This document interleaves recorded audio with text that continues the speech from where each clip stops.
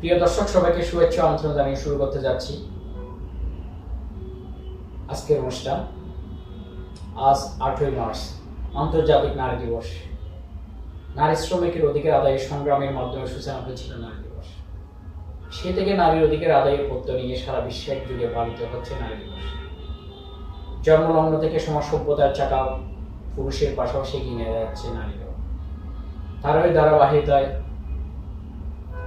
বিশ্বের সাথে তাল মিলিয়ে বাংলাদেশের নারীরাও ঘরের গণ্ডি পেরিয়ে গিয়ে যাচ্ছে ব্যক্তির মধ্যে।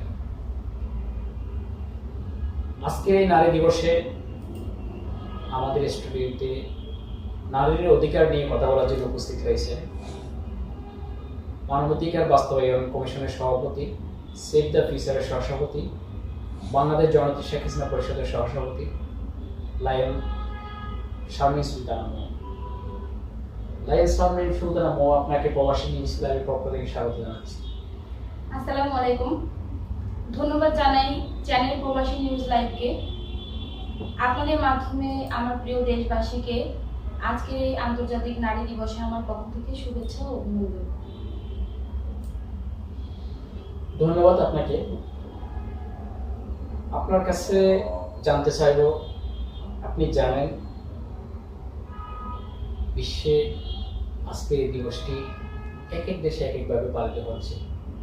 ঠিক আমাদের দেশেও আমাদের দেশের প্রেক্ষাপটে বাস্তবায়ন নারীর অধিকার এই দিবসটি পালিত হচ্ছে।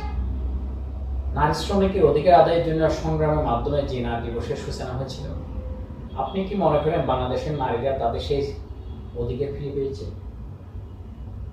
নারী শ্রমিকের অধিকার আদায়ে বাংলাদেশে পরিপূর্ণভাবে এখনো পর্যন্ত পরিপূর্ণতা পায়নি, এখনো পর্যন্ত অধিকার আদায় হয়নি। আপনারা জানেন বাংলাদেশে নারী শ্রমিকেরা এখনো পর্যন্ত 12 থেকে 14 ঘন্টা পর্যন্ত তারা তাদের শ্রম দিয়ে থাকেন। আমি যদি শুধু একটা সেক্টরের কথা দিয়ে আপনাকে বলি, সেটা হচ্ছে বাংলাদেশ গার্মেন্টস সেক্টরগুলোতে 12 থেকে 14 ঘন্টা পর্যন্ত নারীরা তাদের শ্রম দিয়ে থাকেন। আর এই শ্রম দেওয়ার পরে যখন মাসিক বেতনের কথাটা আসে, তাদের পারিশ্রমিকের কথা আসে, তখন তাদেরকে রাস্তায় দাঁড়িয়ে আন্দোলন করতে হয়। শুধু তাই নয়, প্রাইভেট সেক্টরগুলোতেও অনেক সময় দেখা যায় যে 1 মাস 2 মাস তাদের স্যালারি বন্ধ থাকে, দেওয়া বন্ধ থাকে, তারা স্যালারি পায় না। তাতে করে তাদের জীবনযাত্রা অনেক কষ্টকর হয়ে যায়। পবিত্র হাদিস শরীফে আছে, মজুরের ঘাম শুকিয়ে যাবার আগে তাদের পারিশ্রমিক দিয়ে দেওয়ার কথা উল্লেখ করা আছে। আমরা সেটা কোথায় মানছি? বাংলাদেশ তো মুসলিম কান্ট্রি, আমরা তো সেটা মানছি না। আসলে নারী শ্রমিকের অধিকার এখনো পর্যন্ত পরিপূর্ণভাবে আদায় হয়নি। তবে হ্যাঁ, আমাদের মাননীয় প্রধানমন্ত্রী নারী শ্রমিকদের জন্য, নারীদের জন্য বিশেষ করে বিভিন্ন জায়গায় বিভিন্ন স্তরে নারীদের কাজের জন্য কর্মসংস্থানের ব্যবস্থা অবশ্যই তিনি করে রেখেছেন, দিয়ে রেখেছেন। তিনি চেষ্টা করছেন নারী শ্রমিকদের অধিকার পরিপূর্ণভাবে আদায় হোক। এখন সমস্যা রয়েছে আসলে আমাদের মাঝে। গভর্নমেন্ট জব যারা করছেন তারা হয়তো সময় মতো তাদের স্যালারিটা পেয়ে যাচ্ছেন, কারণ তাদের সরকারি নির্দেশ দেওয়া আছে। এখন বেসরকারি সেক্টরগুলোতে যেমন গার্মেন্টস ফ্যাক্টরি আছে, বিভিন্ন স্কুল আছে যেগুলা সরকারি স্কুল নয়, বেসরকারি স্কুলগুলো রয়েছে, বিশেষ করে কিন্ডারগার্টেন স্কুলগুলি রয়েছে। তারপরে আপনার এই যে প্রাইভেট সেক্টর বলতে ধরেন, সব বিভিন্ন প্রাইভেট সেক্টর রয়েছে। তো সেইগুলোতে কিন্তু প্রপারলি তারা মাসিক বেতনটা মাসে সবাই দেয় না। কিছু কিছু জায়গাতে ভালোভাবে তারা পারিশ্রমিকটা পরিশোধ করেন, কিন্তু ম্যাক্সিমাম জায়গাতেই এই স্যালারিটা নিয়ে একটু ঝামেলা হয়। তো এখন একজন নারী, সে যখন একটা মাস তার পরিশ্রম করবে, তার সংসারটাকে সে সুন্দরভাবে সামনের দিকে এগিয়ে নিয়ে যাওয়ার জন্য পরিশ্রম কেন করে? নারীরা কখন ঘর থেকে বের হয়? যখন তাদের প্রয়োজনীয়তা হয়। প্রয়োজনীয়তা ছাড়া তো কোনো নারী ঘর থেকে। বিশেষ করে আমরা দেখি একটুখানি গ্রামে নারীরা খুবই বঞ্চিত। যেসব এলাকাগুলিতে নারীরা এখনো কৃষি খেতে কাজ করে, একজন পুরুষের বেতন 500 টাকা হয়, নারী বেতন 200-300 টাকা হয়। আসলে গ্রামেও হয়, আবার গ্রামে তো কর্মসংস্থানের ব্যবস্থাটাও অনেক কম থাকে। বিভিন্ন কলকারখানা, ফ্যাক্টরি, যা কিছু বলেন সব শহরমুখী একটু বেশি হয়, শহরের দিকে হয়। গ্রামেও আছে, শহরেও আছে। আসলে এই মেন্টালিটি আমাদের চেঞ্জ করতে হবে। আমরা এক সময় কে দেখেছি পুরুষের চেয়ে আসলে নারী শ্রমিকরা বেশি পরিশ্রম করে, কিন্তু পারিশ্রমিক তারা কম পায়, কম পায়। এক তৃতীয়াংশ। এটা আমাদের এক্ষেত্রে উঠে আসে। এই ক্ষেত্রে আমাদেরকে উঠে আসতে হবে। আমাদের প্রধানমন্ত্রীর নির্দেশ যে তিনি নারীদের জন্য আসলে কাজ করছেন, আমাদের নেত্রীর নির্দেশ যে এই যে যারা দিনমজুর আছেন বা যারা বিভিন্ন সেক্টরে কাজ করছেন, একদম নিম্ন থেকে শুরু করে উচ্চবিত্ত পর্যন্ত যারা বড় বড় জবও করছেন, সবার বেতনটা যাতে সময় মতন তারা পায়। এখন আমরা নিজেরা যদি নিজেদের মধ্যে থেকে এভাবে এগিয়ে না আসি, আমরা যদি লক্ষ্য না করি, চোখ কান খোলা না রাখি, আমরা নিজেদের উদ্যোগ নিজেরা না নেই, হ্যাঁ অবশ্যই সচেতন হতে হবে। সচেতন হতে হবে। আরেকটা বিষয় আপনাকে জানা ছিল, আমাদের দেশের নারীরা আপন মহিমা বাংলাদেশে প্রতিটি সেক্টরে গর্বজী ভূমিকা রাখছে। আপনি বিষয়টি কিভাবে দেখেন? জি, আজ বাঙালি নারীরা বাংলাদেশের প্রত্যেকটি সেক্টরে তাদের জ্ঞান, তাদের মেধা, তাদের প্রজ্ঞা দিয়ে পূর্বার গতিতে এগিয়ে যাচ্ছেন। যেমন ধরেন বাংলাদেশ সেনাবাহিনী, নৌবাহিনী, তারপর হচ্ছে সচিবালয় আছে, আর্মি, বিডিআর, পুলিশ থেকে শুরু করে বিভিন্ন সব জায়গাতেই এখন নারীদের বিচরণ রয়েছে। নারীদের ভূমিকা সর্বত্র রয়েছে। বিভিন্ন স্কুল, প্রাথমিক স্কুলগুলো থেকে উচ্চ মাধ্যমিক স্কুলগুলো পর্যন্ত, কলেজ, ব্যাংক, বিমা, বিচারপতি থেকে শুরু করে আসলে বর্তমানে বাংলাদেশের নারীরা যথেষ্ট এগিয়ে গেছে। কোনো সেক্টর বাদ নেই, কোনো সেক্টরে নারীদের এখন বাদ নেই। নারীরা প্রত্যেকটা জায়গায় বিচরণ করছে। তাদের প্রতিভা বিকাশের মাধ্যমে তারা অনেক এগিয়েছেন। এখন বিভিন্ন জায়গাতে এই কর্মসংস্থানের ব্যবস্থাগুলো নারীদের জন্য রয়েছে, সেটা অকপটে স্বীকার করতে হবে। ধন্যবাদ। আমরা চাই আমাদের দেশে নারীরা শুধু জব নয়, ব্যবসায়িক দিক থেকে বলেন, আন্তর্জাতিক পর্যায় পর্যন্ত নারীরা বিজনেস করছেন। আমিও একজন বিজনেস উইমেন, তো সেই ক্ষেত্রে আমি বলবো যে অনেক নারীকে আমি দেখেছি, এখন নারী উদ্যোক্তা আছে, বিভিন্ন আপুরা করছেন এরকম। নারীরা এখন অনেক জায়গাতেই পৌঁছে গেছে, অনেক দূর দূরান্তে। তবে হ্যাঁ, আপনারা যারা এখন সফল কাম, আপনাদের অবশ্যই বেশি বেশি কাজ করতে হবে, নিজের মন থেকে তুলে আনার জন্য হাত বাড়িয়ে দিতে হবে, আপনাদের হাত ধরে এগিয়ে আসতে হবে। আপনার কাছে একটা প্রশ্ন, স্বাধীনতার 50 বছর উদযাপন করতে যাচ্ছি, আপনি কি মনে করেন আমাদের দেশের নারীদের এখন আর কোনো কর্মক্ষেত্রে কোনো প্রতিবন্ধকতা নেই, ইচ্ছে করলে যে কোনো কাজ করতে পারে, এই বিষয়ে আপনি কি বলবেন? না, এখনো আমাদের পুরুষশাসিত সমাজে আসলে নারীরা এখনো পর্যন্ত সুরক্ষিত নয়। আর প্রতিবন্ধকতা নেই সেটা আমি বলবো না, প্রতিবন্ধকতা রয়েছে এখনো পর্যন্ত। আসলে স্বাধীন বাংলাদেশে আমরা স্বাধীন নাগরিক, স্বাধীনভাবে কাজ করার অধিকার আমাদের রয়েছে। আমাদের বঙ্গবন্ধুর, বাঙালি জাতির জনক বঙ্গবন্ধু শেখ মুজিবের স্বাধীন বাংলাদেশ, সেখানে আমাদের স্বাধীনভাবে কাজ করার অবশ্যই আমাদের অধিকার রয়েছে। কিন্তু প্রতিবন্ধকতাও রয়েছে অনেক জায়গায়, বিভিন্ন জায়গায় আমাদের কর্মস্থলে প্রতিবন্ধকতা এটা রয়েছে। এটা গ্রামে গঞ্জে আছে, শহরেও আছে। যেহেতু আমিও একজন নারী, আমার স্টার্টিংয়েই ছিল, আমি মার্চেন্ডাইজিং জব করেছি।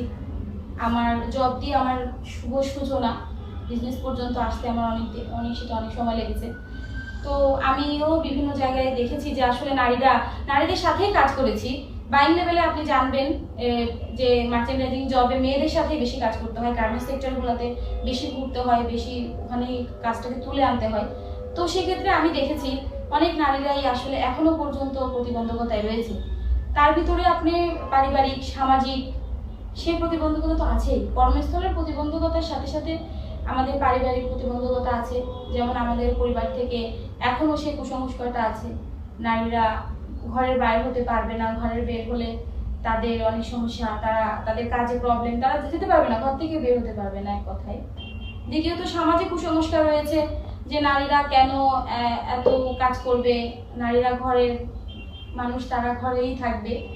এই ধরনের সামাজিক প্রতিবন্ধকতাও আছে। কর্মস্থলের প্রতিবন্ধকতা প্রতি মুহূর্তে আছে, প্রতিনিয়ত আছে, সেটা এখনো পর্যন্ত প্রপারলি ঠিকঠাক হয়নি। আমরা চাই আপনারা এই প্রতিবন্ধকতা কেটে আরো অনেক দূর এগিয়ে আসবেন। যে দেশে যে ডিজিটাল বাংলাদেশের রূপকার মাননীয় প্রধানমন্ত্রী শেখ হাসিনা যিনি ডিজিটাল বাংলাদেশের উপকার, যে অঙ্গীকার নিয়ে দেশ এই জন্য ডাক দিয়েছেন দেশ গড়ার, আপনারা সেই প্রত্যয় নিয়ে নারীরা আরো অনেক এগিয়ে আসেন। আমরা চাই প্রতিবন্ধকতা থাকবে, প্রতিবন্ধকতা প্রত্যেকটা কাজেই থাকবে। আমি আপনার কাছে একটা ব্যক্তিগত প্রশ্নে আসতে চাই, আপনি একজন রাজনৈতিক কর্মী, স্বেচ্ছাসেবী সংগঠনের নেত্রী, নারী উদ্যোক্তাও বটে।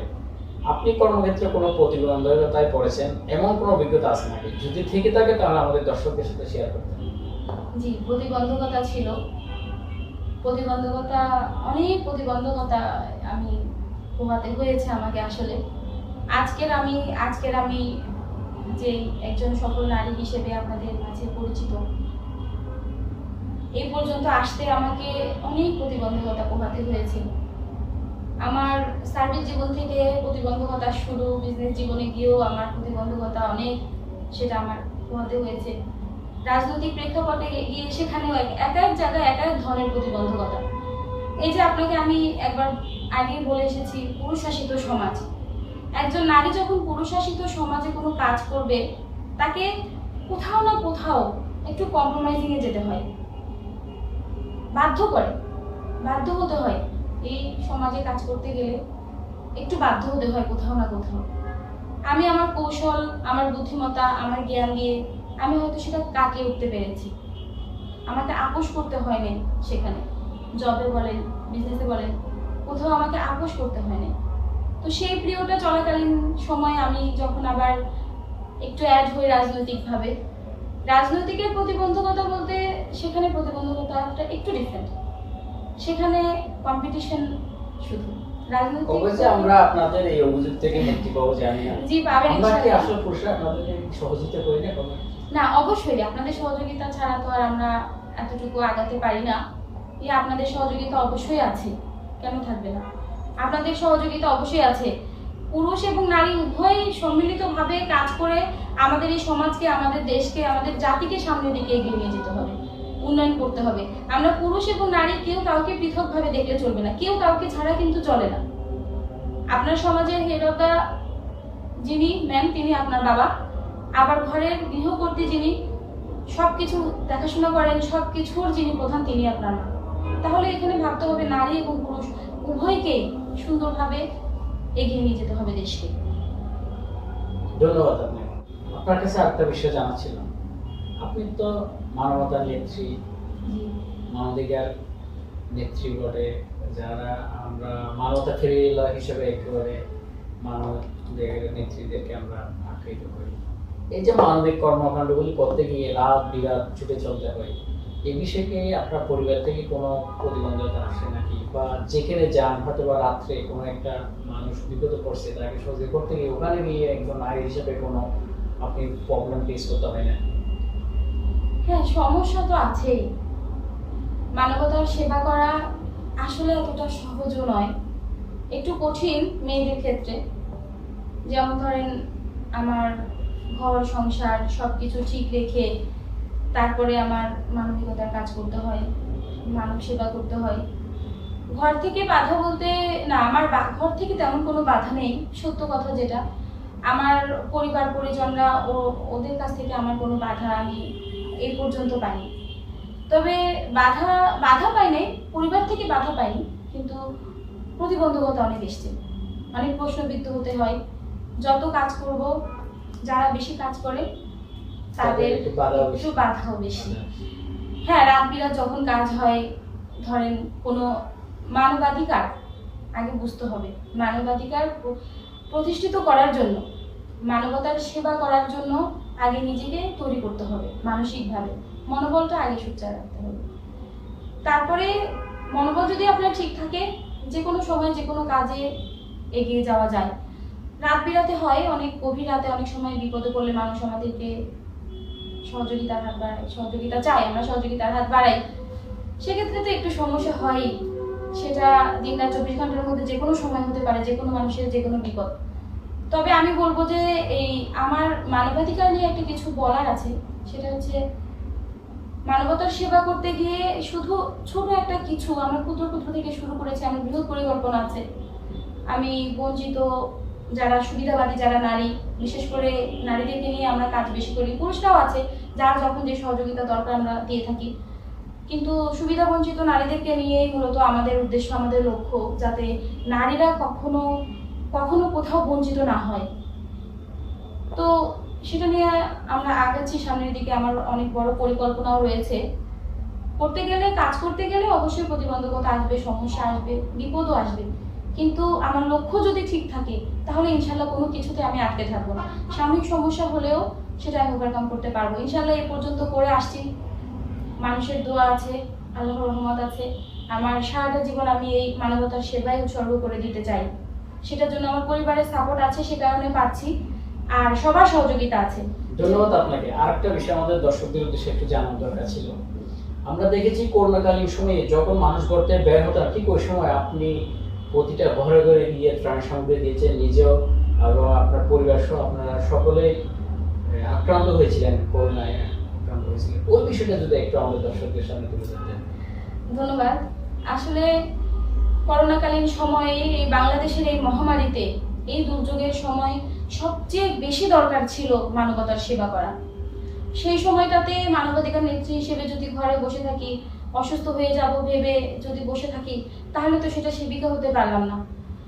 তো যখন দেখলাম যে ওই সময়টাতে মানুষ অনেকটা অজ্ঞ ছিল, করোনার শুরুতে মানুষ অনেক অজ্ঞ ছিল, করোনা কি জিনিস গ্রামগঞ্জে বলেন বিভিন্ন জায়গাতে অনেকেই সেটা বুঝতে পারতো না যে করোনা এত বড় ভয়াবহ মহামারী।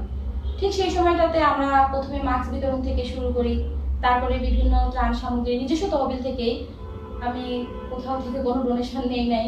আমার সর্বাত্মিক চেষ্টা ছিল আমার নিজস্ব তহবিল থেকে আমি মোটামুটি প্রত্যেকটা জায়গাতে আমি যতটুকু সম্ভব আমি চেষ্টা করেছি, ঘরে ঘরে পৌঁছেছি।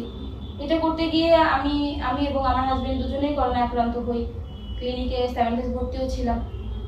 তো তারপর আল্লাহর রহমত আর এই মানুষের দোয়াতে আবার যে ভালোবাসায় আবার সুস্থ হই, এই আর কি। আসলে এটা বড় উদ্দেশ্য ছিল আমার দর্শকদের উদ্দেশ্যে, আমাদের দেশে যে কিছু সংখ্যক লোক মানবিকের নাম বলে বা স্বেচ্ছাসেবকের নাম দিয়ে একটা মাস্ক বিতরণ করে 42 জনের, যেটা ফটো সেশন বলে বা বিভিন্ন জায়গায় ডোনেশন নিয়ে দান্দাবাজি করে।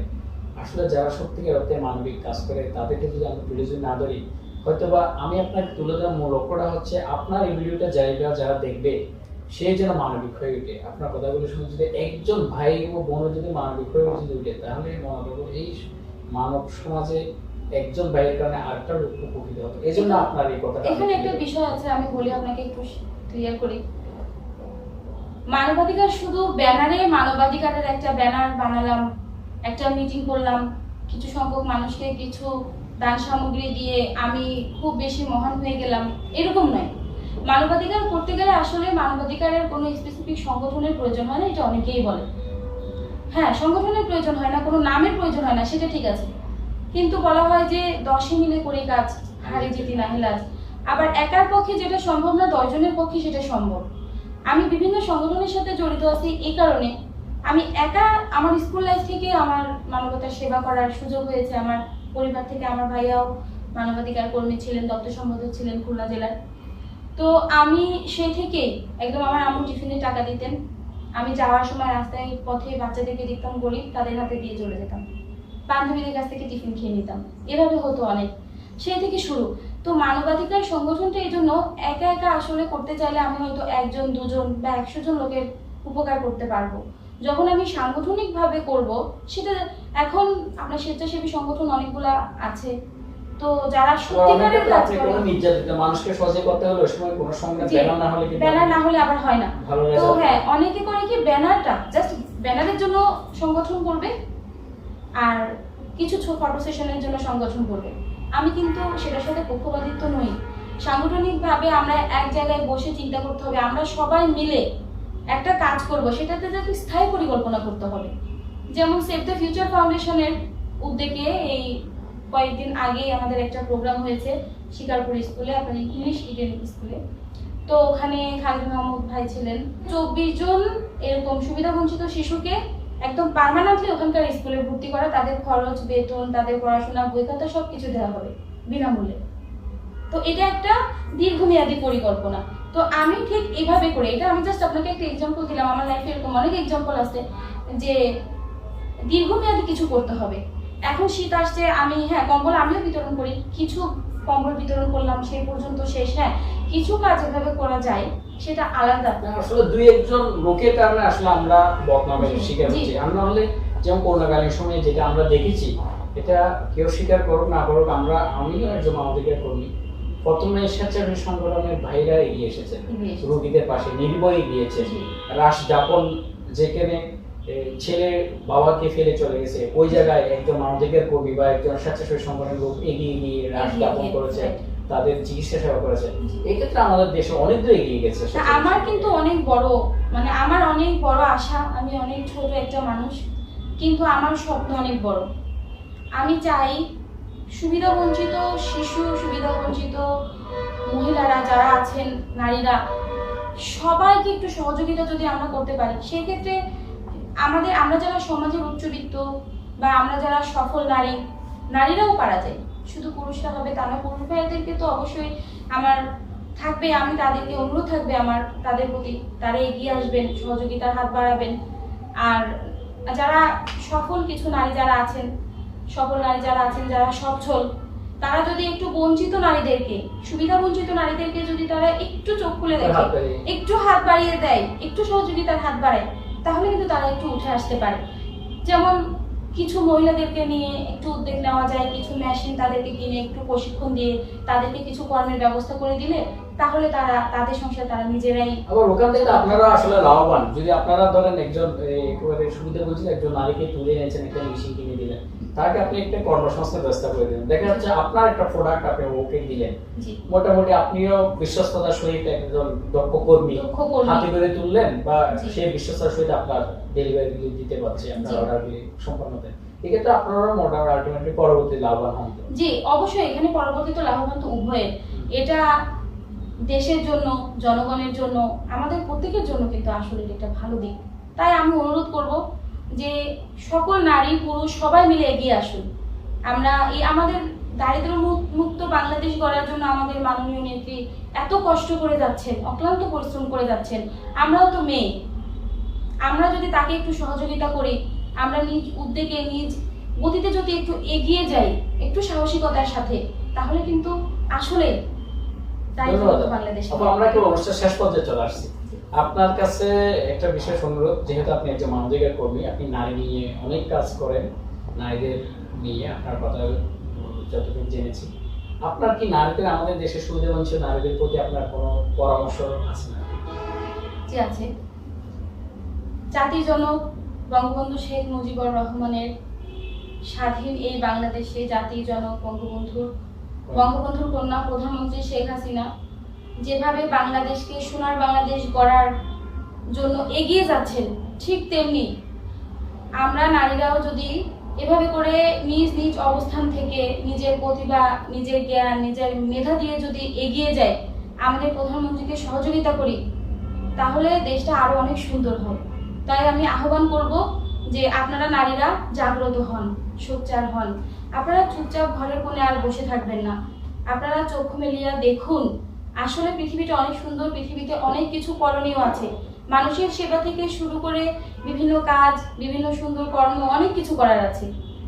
আসুন আপনারা জাগ্রত হন, আমরা সবাই একসাথে কাজ করি, আমরা সুন্দর সমাজ গড়ি, সুন্দর দেশ গড়ি, সুন্দর বাংলাদেশে আমরা স্বাধীন দেশের স্বাধীন নাগরিক, আমরা স্বাধীনভাবে বাঁচার চেষ্টা করি। সেটাই আমার নারীদেরকে বলার আছে। আমি নারীদেরকে এটা আহ্বান জানাই, আসুন আমরা একই সাথে, আমাদের এটাই স্লোগান হোক যে আমরা আর ঘরের কোণে বসে থাকবো না, আমরা জাগ্রত হব। আমরা নারী, আমরা অবহেলার পাত্রী নই, আমরাও মানুষ, আমাদের ভালোভাবে বেঁচে থাকার অধিকার আছে। আমরা কখনো মা, কখনো বউ, কখনো মেয়ে, আমরা তো অনেক বিশাল ভূমিকা পালন করি জীবনে। অতএব আমরা নিজেদেরকে দুর্বল ভাববো না। কেননা দেখেন, আমি এটাই বলবো যে দেখুন আমাদের নারী সমাজ, আপনারা একটু যদি চিন্তা করেন দেখতে পাবেন আমাদের দেশের মাননীয় প্রধানমন্ত্রী তিনি একজন নারী, বিরোধী দলীয় নেত্রী তিনিও একজন নারী, জাতীয় সংসদের স্পিকার তিনিও একজন নারী, সংসদ পরিষদের 1/3 নারী। তাহলে আমরা নারীরা কেন পিছিয়ে থাকবো? কেন আমরা ভয় পাবো? নিজেদেরকে কলুষিত করে রাখবো? আমরা নিজেদের প্রতিভা দিয়ে নিজেদের বিকাশ ঘটাবো।